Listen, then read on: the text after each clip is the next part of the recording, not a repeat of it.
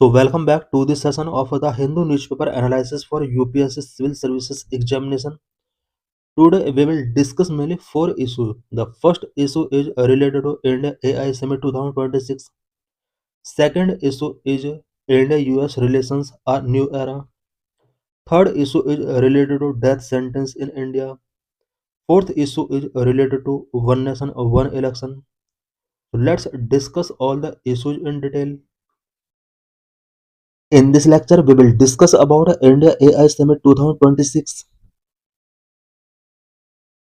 Why a news? The India AI Impact Summit 2026 is a 5-day global gathering summit held from 16 to 20 February 2026 at Bharat Mandapam, New Delhi. Recently, India AI Impact Summit 2026 जो कि 5-day global gathering summit है new Delhi के भारत मंडपम में 16 to 20 फरवरी तक conduct किया जा रहा है. It is significant for being the first major global AI governance forum hosted in the Global South. Global South में होस्ट किया जाने वाला ये first major global AI governance forum है. Core framework of AI India summit. Summit's structure is defined by two key conceptual frameworks. Number 1 3 sutras. Number 2 7 chakras. Number 1 3 sutras. People human centric planet sustainable resource efficient progress inclusive growth. Number 2 7 chakras. It means themes of action, human capital, skilling and a workforce transition, inclusion for social empowerment. It includes multilingual and accessible AI, safe and trusted AI, governance, transparency and auditing, resilience, innovation and efficiency, frugal and sustainable AI infrastructure, science, AI enabled research and scientific discovery, democratizing AI resources, equitable access to compute and data, AI for economic growth and social good, sector specific applications in health, agriculture, and governance, key initiatives and announcement. Number 1 India AI mission progress. India has scaled its compute capacity to 38,000 GPUs and plan to establish 570 data and AI labs nationwide. India ने अपना compute capacity 38,000 GPUs तक scaling किया है.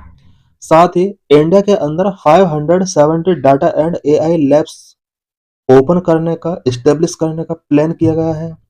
Number of foundational models. Launch of 8 indigenous models including Bharat gen and Brahma AI. 8 indigenous models India launch करने वाला है जिसके अंदर Bharat gen and Brahma AI भी इंक्लूड है. Number 3 global innovation challenge includes Yuva, AI by HER and AI for all. Number 4 acknowledge compendiums release of sectoral case book on AI in health, agriculture, energy and education on 17 February. India 17 February it means tomorrow sectoral case book जो कि AI से related है, specially health, agriculture, energy and education sector से related है. Number 5 India AI fellowship expanded to support 13,500 scholars across undergraduate, postgraduate and PhD levels. Strategic significance of this summit. Present में जो एक summit conduct किया जा रहा है इस समिट के क्या सिग्निफिकेंस है. Number 1 global positioning. Positions India as a nerve centre for global AI dialogue, bridging the divide between high level policy and real world implementation. ये समिट इंडिया को ग्लोबल एआई डायलॉग का एक nerve centre position given करेगा. साथ ही high level policy and real world implementation के between जो divide है उस डिवाइड को ब्रिजिंग करने का वर्क करेगा. Number 2 Global South leadership amplifies the voice of developing nations in shaping ethical frameworks that reflect diverse cultural and linguistic context. Number 3 diplomatic engagement Attendance included over 20 heads of states, including France, Brazil, and tech leaders like Sundar Pichai and Sam Altman. इस summit के अंदर 20 countries के head including France and Brazil attend हो रहे हैं। साथ ही कुछ take leaders सुंदर पिचाई एंड सैम एल्टमन यहाँ पर विजिट कर रहे हैं। Notably, a Chinese delegation was invited, signaling a potentially thaw in bilateral tech ties. Chinese delegation को भी इनवाइट किया गया है। ऐसा सिग्नल शो हो रहा है कि टेक सेक्टर में कुछ बायलैटरल टाइज इंडिया और चाइना के बिटवीन कंडक्ट किए जा सकते हैं। In this lecture, we will discuss India and US relations, a new era. Lecture is important for GS paper 2. India-US relations have evolved from hesitant allies during the Cold War to indispensable partner in 21st century. India and US के relations hesitant allies during the Cold War से लेकर 21st century के indispensable partnership तक evolve हुए हैं। It means cold war के during India and US के relation उतना गुड नहीं था, बट 21st सेंचुरी में ये अब इंडिस्पेंसेबल पार्टनर्स बन चुके हैं। History of India US relations from estrangement to engagement. The relationship between India and US can be categorized into four distinct phases. India and US के between relations को four distinct phases में divide किया जा सकता है। Phase one 1947 to 1991 the era of estrangement. Phase two 1991 to 2000 post cold war relations. Phase three 2000 to 2014 the turning point. Phase four 2014 to present strategic convergence. Phase 1 1947 to 1991 the era of estrangement। इस phase के under India और US के relations उतने strong नहीं थे जितने 1991 के बाद हुए। Cold war dynamics. India policy of non alignment and its close ties with the Soviet Union created friction with US. 1947 to 1991 period के ड्यूरिंग इंडिया का पॉलिसी नॉन अलाइनमेंट पॉलिसी रहा है। साथ ही सोवियत यूनियन के साथ इंडिया का जो close ties इस फेज के ड्यूरिंग रहा है, इस क्लोज टाइज ने यूएस के साथ फ्रिक्शन क्रिएट किए थे। The Pakistan factor. The US saw Pakistan as a key friend, while India viewed this as a threat to regional stability. First phase के ड्यूरिंग पाकिस्तान और यूएस क्लोज फ्रेंड रहे हैं। India ने इस फ्रेंडशिप को रीजनल स्टेबिलिटी के थ्रेट के तौर पर व्यू किया है। Next nuclear friction. Due to India 1974 smiling with the nuclear test, US imposed sanctions on India and created nuclear supplier group to restrict technology flow to India। 1974 में India ने smiling Buddha nuclear test conduct किया। इस test की वजह से US ने India के ऊपर कुछ सैंक्शंस इंपोज किए। साथ ही इंडिया में टेक्नोलॉजी फ्लो को रेस्ट्रिक्ट करने के लिए यूएस ने न्यूक्लियर सप्लायर ग्रुप क्रिएट किया। Second phase 1991 to 2000 post cold war relations. Economic liberalisation. India 1991 reforms open its market attracting US investment. 1991 में इंडिया ने कुछ इकोनॉमिक रिफॉर्म्स किए, मार्केट्स को ओपन किया, यूएस इन्वेस्टमेंट इसकी वजह से इंडिया में अट्रैक्ट हुआ। Pokhran second 1998 after India nuclear test relations with US dipped. 1998 में पोखरण टेस्टिंग किया जाता है जो कि एक न्यूक्लियर टेस्ट था। इस टाइम पीरियड के ड्यूरिंग भी इंडिया एंड यूएस के रिलेशन थोड़ा डिप्ड हुए। Third phase 2000 to 2014 the turning point civil nuclear deal 2008। The historic India-US civil nuclear deal, also known as the 123 agreement, was officially signed on October 10, 2008। India and US के between historic civil nuclear deal, which is also known as a 123 agreement, officially 10 अक्टूबर 2008 में sign किया गया। US recognized India as a responsible nuclear partner despite being a non-signatory to NPT. US ने India को responsible nuclear power के तौर पर reorganise किया, जबकि इंडिया एनपीटी का नॉन सिग्नेटरी मेंबर है। Counter terrorism post 9/11 both nations cooperate in fighting global terrorism. 9/11 incident के बाद से ही India and US global terrorism से फाइट करने के लिए एक दूसरे को कोऑपरेट कर रहे हैं। 2014 to present fourth phase strategic convergence elevated to a comprehensive global strategic partnership in 2020। 2020 में इंडिया और यूएस के बीच comprehensive global strategic partnership sign किया जाता है। Common concern over a rising and assertive China in the Indo Pacific region में China का जो असर्टिवनेस इंक्रीज हो रहा है, इसको लेकर इंडिया एंड यूएस दोनों के कॉमन कंसर्न है। Key pillars of current cooperation India and US के बिटवीन करंट कोऑपरेशन के की पिलर्स क्या क्या है? Defence India is a major defence partner of US, signed the four foundational agreement GSOMIA, LEMOA, COMCASA and BECA. India US का एक major defence partner है। India and US के बीच में फोर फाउंडेशनल एग्रीमेंट साइन किए गए हैं, such as जिसोमिया, LEMOA, COMCASA and बेका। Technology ICAT initiative on critical and emerging technology focusing on AI, semiconductors and space.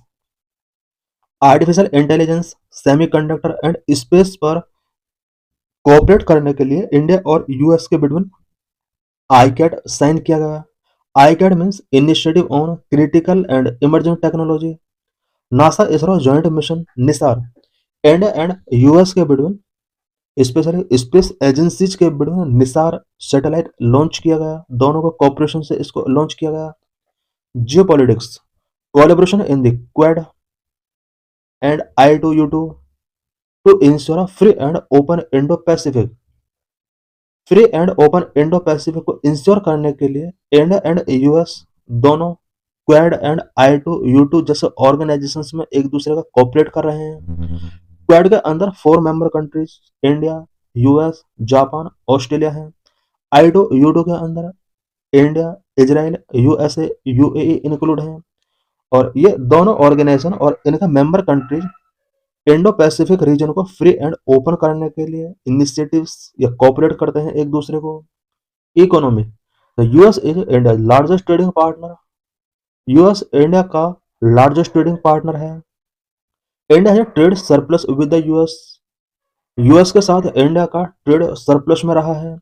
People to people the 4 million strong Indian diaspora acts as a living bridge influencing US policy via the samosa caucus in Congress. India के about 4 million people US के अंदर living कर रहे हैं, जो कि US policy को influence करने के लिए कैपेसिटी रखते हैं। Major challenges and friction point India and US के बीच में major challenges and friction points क्या क्या हैं?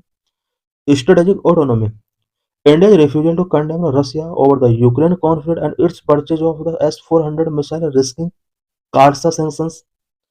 रशिया एंड यूक्रेन वॉर पर रशिया को वेस्टर्न कंट्रीज के द्वारा कंडेम किया गया, बट इंडिया ने इस कंडेमनेशन से रिफ्यूज किया।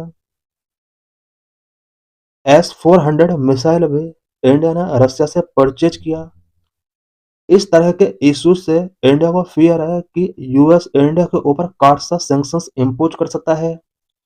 Trade and IP rights disputes over H-1B visas, high Indian tariffs and US concern over India intellectual property rights resign.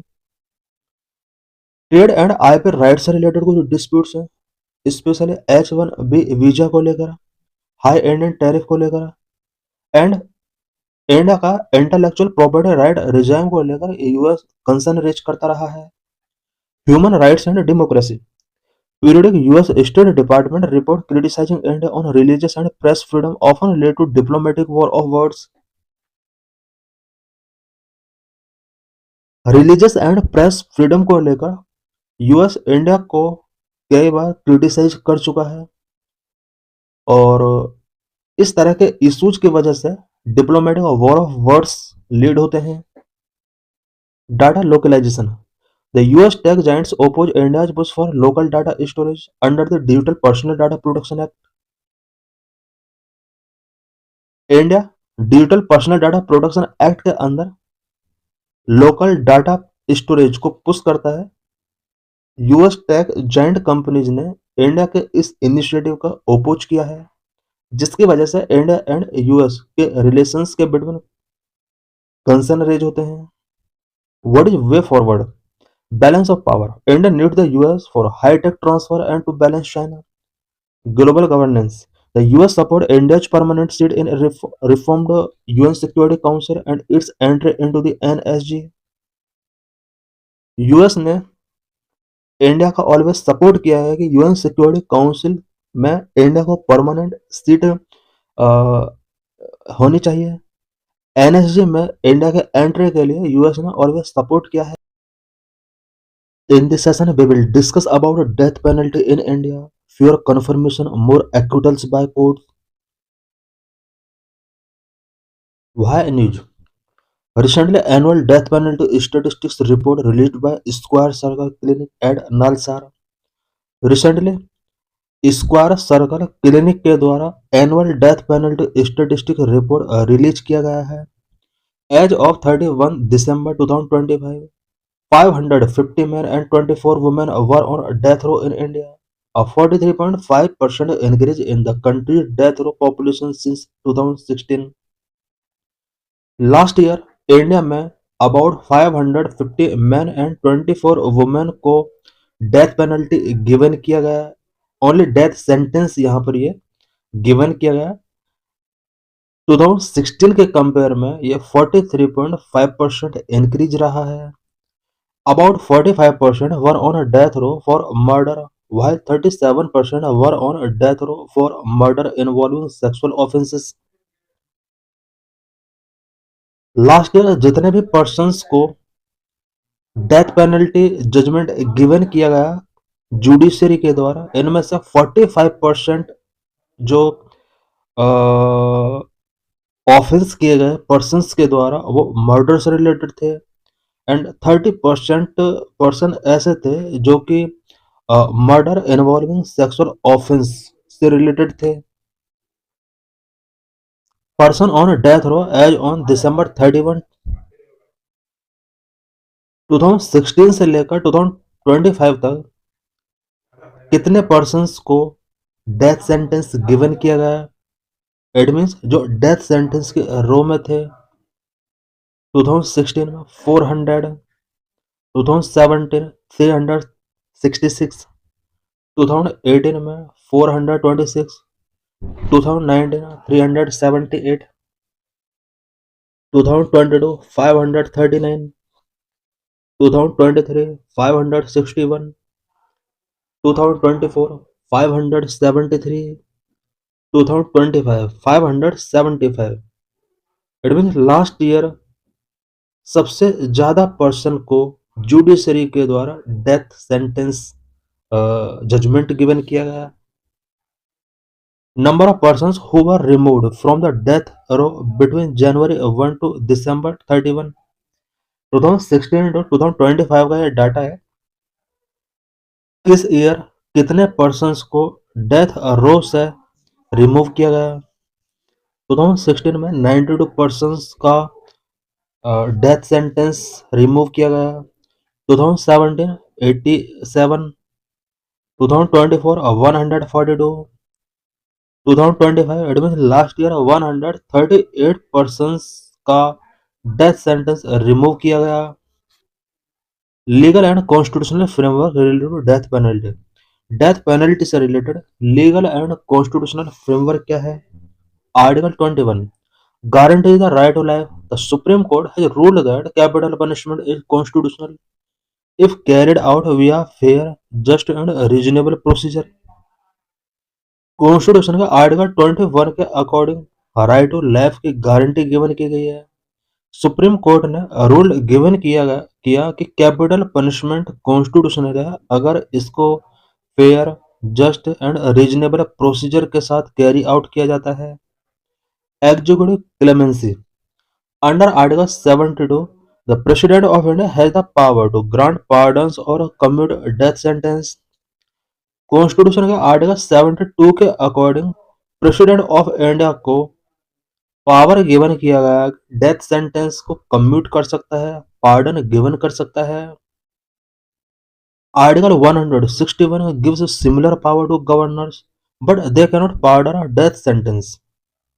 Article 160 के अकॉर्डिंग स्टेट में गवर्नर को भी सिमिलर पावर गिवन की गई है, बट डेथ सेंटेंस के case में pardoning power governor के पास नहीं होता है। BNS provisions. The 2023 Act expanded the death penalty scope from 12 to 18 offences, including lynching and certain crimes against minors.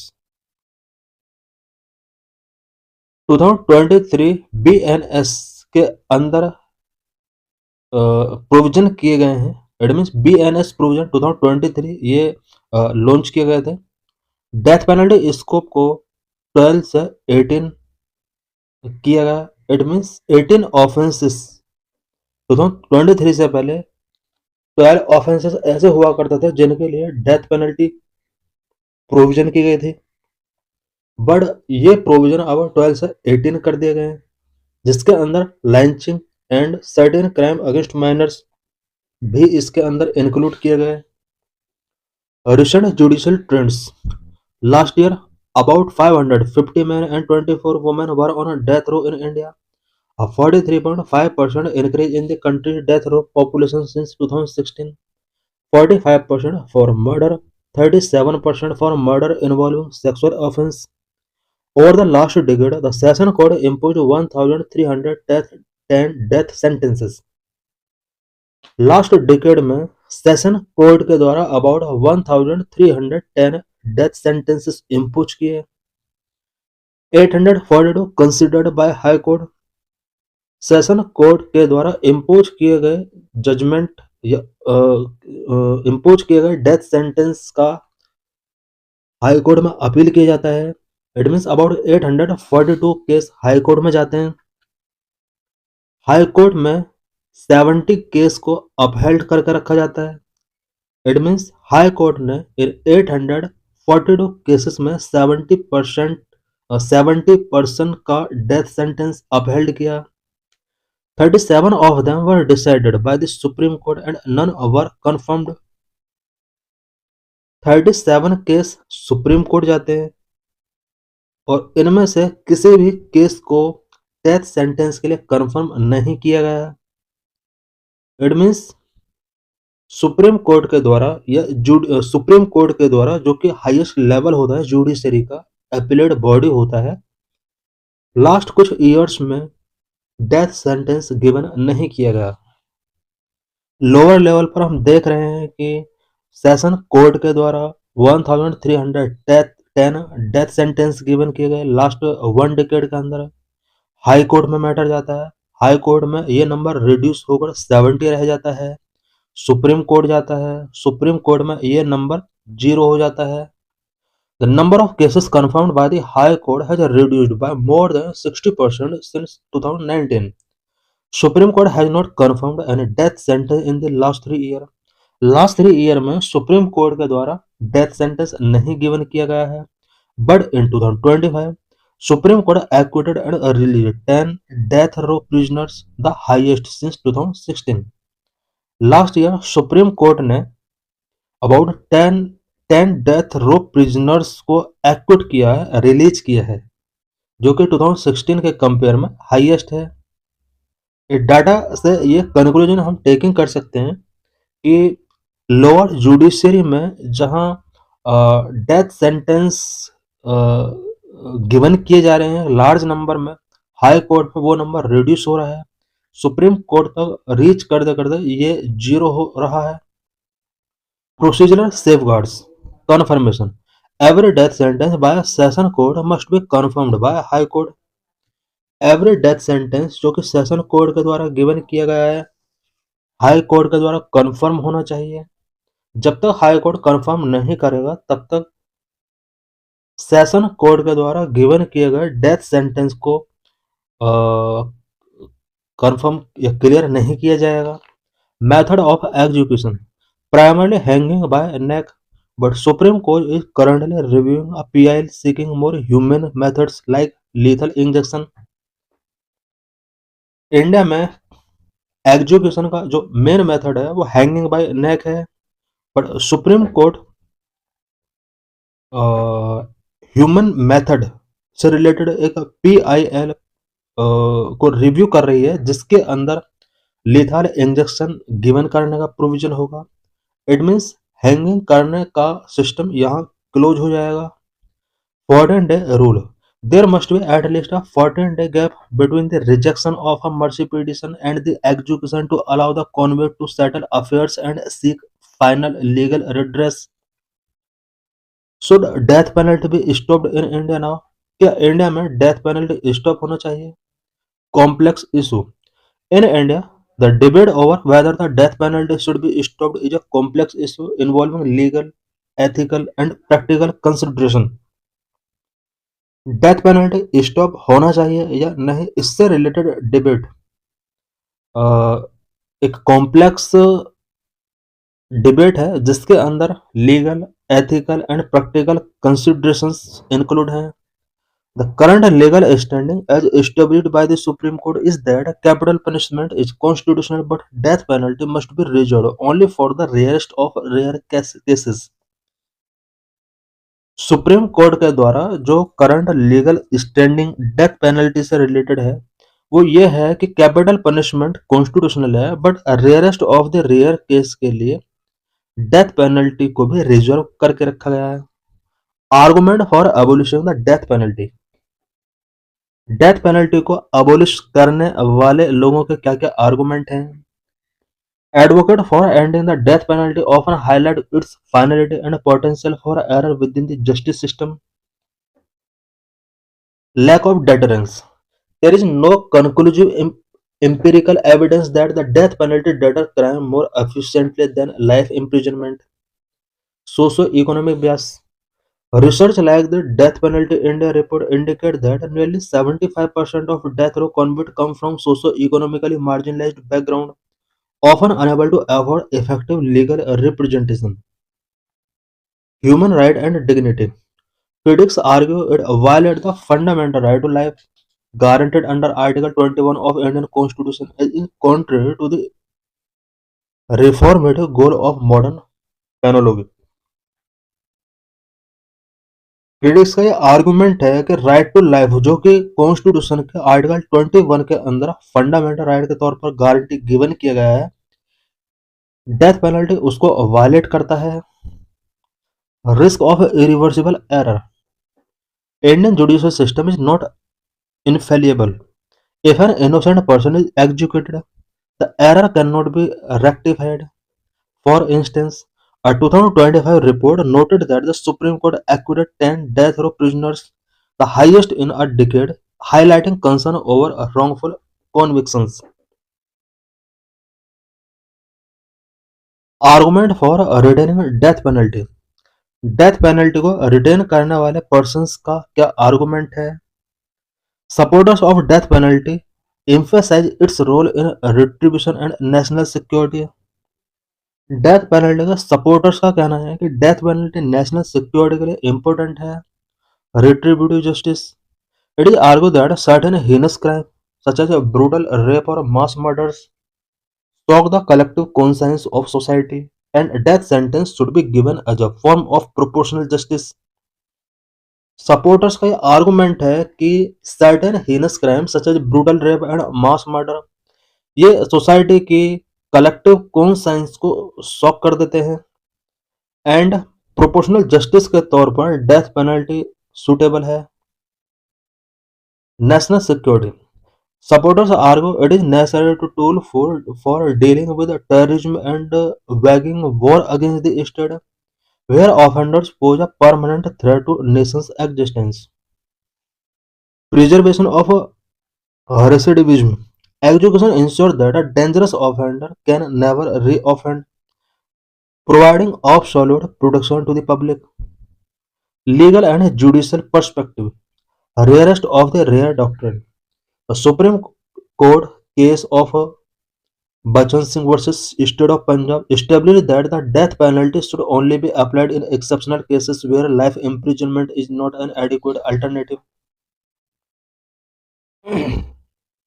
1980 के Bachan Singh versus state of Punjab case में सुप्रीम कोर्ट ने rarest of the rare doctrine given किया। इस judgement के अंदर supreme Court ने कहा कि डेथ पेनल्टी ओनली तभी अप्लाई किया जाना चाहिए, एक एक्सेप्शनल केस में अप्लाई किया जाना चाहिए जहां पर लाइफ इम्प्रिजनमेंट एडिक्वेट नहीं है।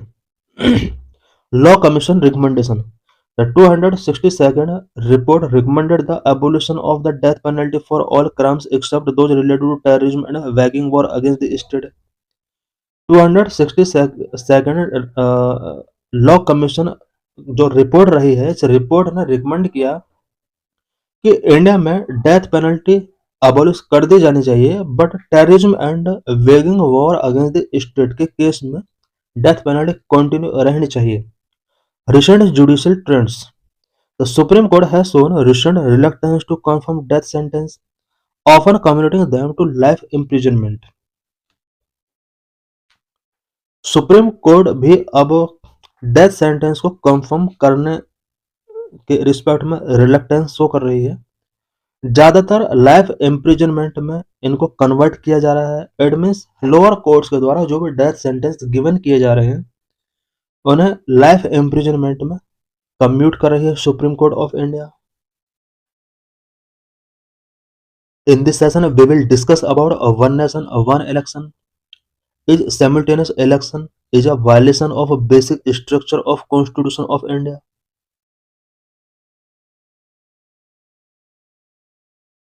Simultaneous elections do not violate the basic structure of Constitution or its federal framework.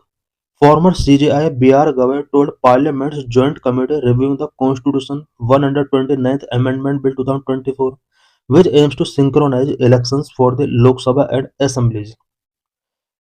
Recently farmer CJI BR Gavai ने लोकसभा एंड स्टेट असेंबलीज के साइमल्टेनियस इलेक्शन से related constitution 129th amendment bill 2024 को review करने वाली parliament joint committee से कहा है कि simultaneous elections basic structure of constitution और इट्स फेडरल फ्रेमवर्क का वायलेशन नहीं है। The structure of the elections and voter rights remain the same, and therefore the amendment would be constitutional. CJI BR Gavai ने कहा है कि इस अमेंडमेंट से इलेक्शन का स्ट्रक्चर एंड वोटर राइट पर कोई एफर्ट नहीं पड़ेगा और इसलिए ये अमेंडमेंट कॉन्स्टिट्यूशनल है। What is the historical evolution of one nation one election in India? Pre-independence context. The concept of simultaneous election is rooted in the colonial electoral system under the Government of India at 1935. Elections were aligned for legislative bodies under British rule. Simultaneous elections का concept India में colonial electoral system से root हुआ है। It means Government of India at 1935 से simultaneous elections का concept root हुआ है। British India के ड्यूरिंग ब्रिटिश लेजिस्लेटिव बॉडीज के लिए साइमल्टेनियस इलेक्शंस कंडक्ट किए जाते थे। Post independence era 1952 to 1967, first general election 1952। India began its democratic journey with simultaneous elections for the Lok Sabha and all state legislative assemblies. India ने अपनी democratic journey Lok Sabha and state assemblies के लिए simultaneous elections के साथ conduct किए। Continuation in 1957, 1962 and 1967 simultaneous elections were successfully conducted ensuring political and administrative stability. 1957, 62 and 67 में India के अंदर Lok Sabha and various state assemblies के लिए साइमल्टेनियस इलेक्शंस कंडक्ट किए गए। Simultaneous elections political and administrative stability ensure करती है। Disruption of simultaneity 1968-69. The cycle was disrupted due to the premature dissolution of some state assemblies in 1968-69, like in Haryana and Kerala. Simultaneous elections की यह continuity कुछ state में state assemblies के premature dissolution के साथ discontinue हो जाती है। 1968-69 में Haryana and Kerala state assemblies का डिसोल्यूशन होता है और यहां से साइमल्टेनियस इलेक्शंस की कंटिन्यूटी ब्रेक होती है। In 1970, the Lok Sabha was dissolved before completing its term, which led to separate election cycle for the Lok Sabha and various state assemblies. 1970 में लोकसभा डिसॉल्व हो जाती है अपना टर्म कंप्लीट करने से पहले ही, और अब यहाँ पर Lok Sabha and various state assemblies के लिए जो साइमल्टेनियस इलेक्शंस हुआ करते थे वो फुल्ली तरीके से ब्रेक हो जाता है एंड सेपरेट इलेक्शन साइकिल बन जाते हैं। Attempts to revisit one nation one election. India में वन नेशन वन इलेक्शन के लिए मल्टीपल टाइम अटेम्प्ट्स किए गए हैं। Law commission of India 117th report 1999। Law Commission advocated simultaneous election, emphasizing the reduction of election-related disruptions and cost. Law commission of India की 117th report के under भी election related disruptions and cost से related concern raise किए गए and simultaneous elections conduct करने के लिए advocate किया। Parliamentary standing committee 2015 it highlighted the benefit of one nation one election, including curbing electoral expenses and ensuring uninterrupted governance. 2015 में parliamentary standing committee ने भी one nation one election के benefits को highlight किया, जिसके अंदर इलेक्टोरल एक्सपेंस को कर्ब करने के लिए एंड अनइंटरप्टेड गवर्नेंस को इंश्योर करने के लिए यहाँ पर बेनिफिट शो किए गए। NITI Aayog report 2017 report proposed a roadmap to introduce one nation one election। 2017 में नीति आयोग की रिपोर्ट ने भी one nation one election introduce करने के लिए रोड मैप प्रपोज किया। What are the key benefits of one nation one election? One nation one election के key benefits क्या क्या हो सकते हैं? Number 1, significant reduction in electoral cost. Number 2, streamlining governance and reducing policy paralysis. Number 3, curtailment of electoral malpractices. Number 3, enhanced voter engagement and turnout. Number 4, optimized utilization of security forces. Number 5, minimizing disruptions to economic activity. Number 6, greater alignment in development goal. Number 1, significant reduction in electoral cost. Simultaneous elections can cut down the enormous financial burden on political parties and government. Simultaneous elections political party and government के enormous financial burden को cut down कर सकता है।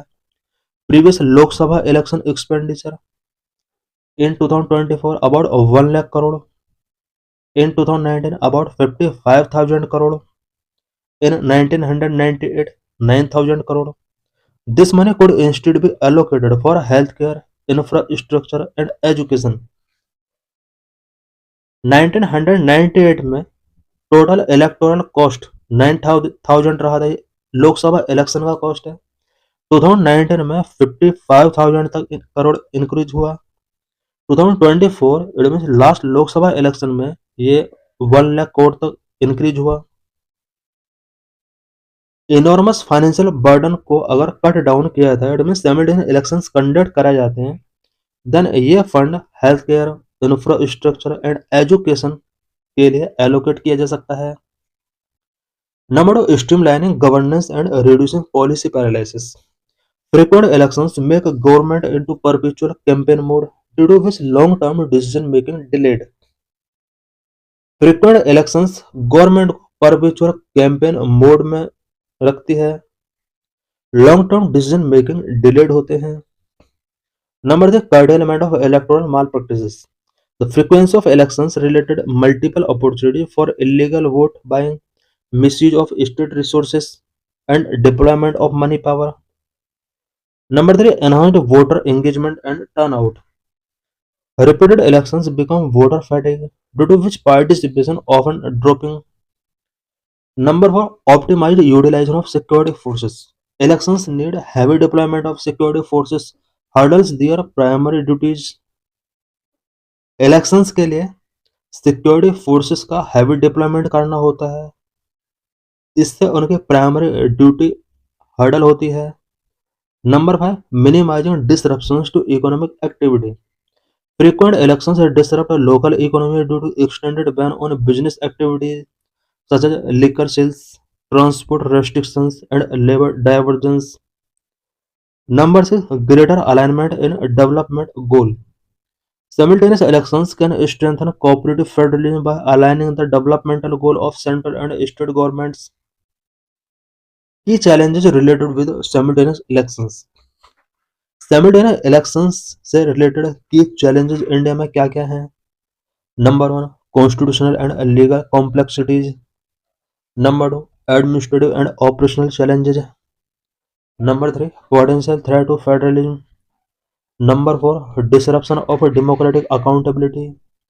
Number 5, disruption due to premature resolution. Number 6, political resistance and lack of consensus. Number 7, delayed electoral justice and dispute resolution.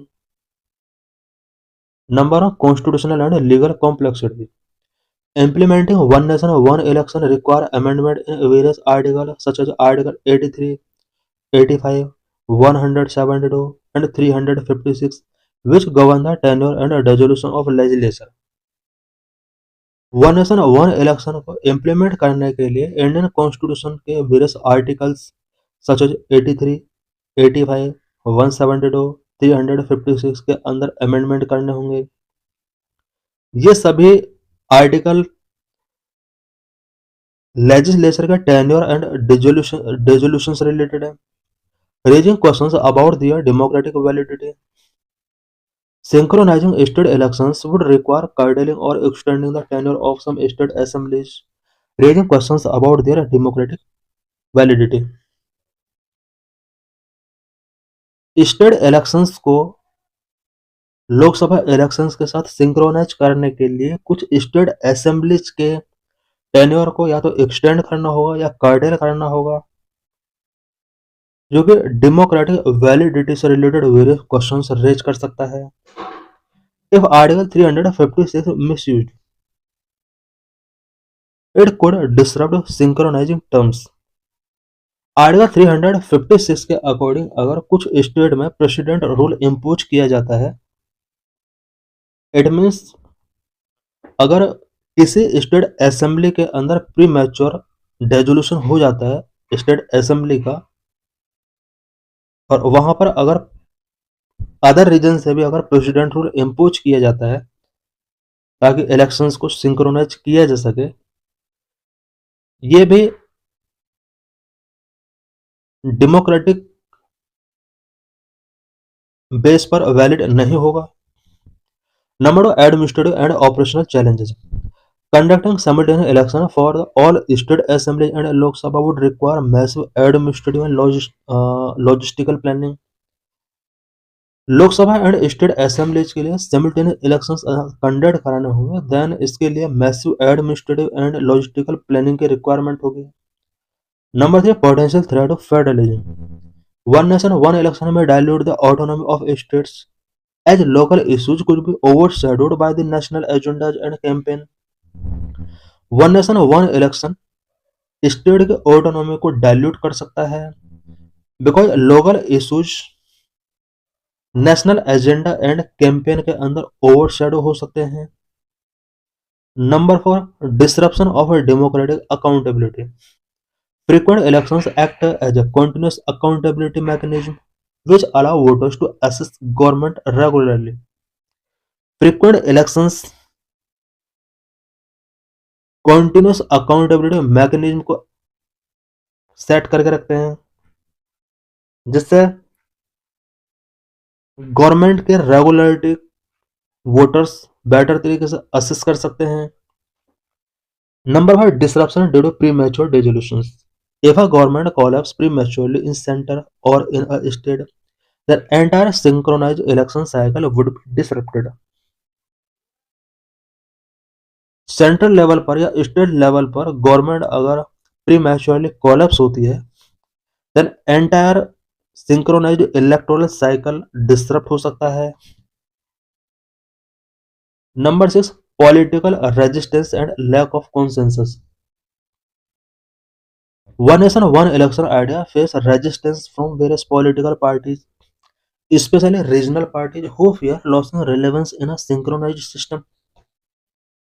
One nation one election का various political parties oppose कर रहे हैं because regional political parties को fear है कि synchronise system के अंदर इन parties का रेलेवेंस जीरो हो सकता है।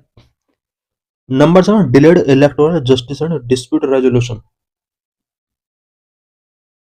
Simultaneous election could create a problem for judiciary in addressing electoral-related disputes. Simultaneous elections judiciary के लिए एक न्यू प्रॉब्लम क्रिएट कर सकते हैं, स्पेशली इलेक्शन रिलेटेड डिस्प्यूट को एड्रेस करना जुडिशरी के लिए डिफिकल्ट हो सकता है। How simultaneous elections are against the idea of federalism and democracy. simultaneous elections किस तरह से फेडरलिज्म एंड डेमोक्रेसी के आइडिया के अगेंस्ट हैं? Undermining plurality of political parties. The federal structure is sustained by a plurality of political parties and both at state and central level and plurality of democratic contest between them. Federal structure तभी sustain करता है जब political parties के between plurality show होती है और इनके between जो भी डेमोक्रेटिक कॉन्टेस्ट होते हैं उसमें भी प्लूरलिटी होनी चाहिए, तभी किसी भी कंट्री का फेडरल स्ट्रक्चर स्ट्रांग होता है। Simultaneous election undermining this plurality। Simultaneous elections इस plurality को undermine कर सकते हैं। State level issues will be subsumed into the national। Indian democracy at the central and the state level take its own set of claims, demands and aspirations। Simultaneous elections अगर India में conduct किए जाते हैं, then state level issues national issues के साथ सबज्यूम हो सकते हैं, because state level and national level issues अलग होते हैं, क्लेम्स अलग होते हैं, डिमांड अलग होती है, एस्पिरेशंस अलग होती हैं। Simultaneous elections may blur these distinct forms and arenas of democracy. As a result, state level issues will be subsumed into a national.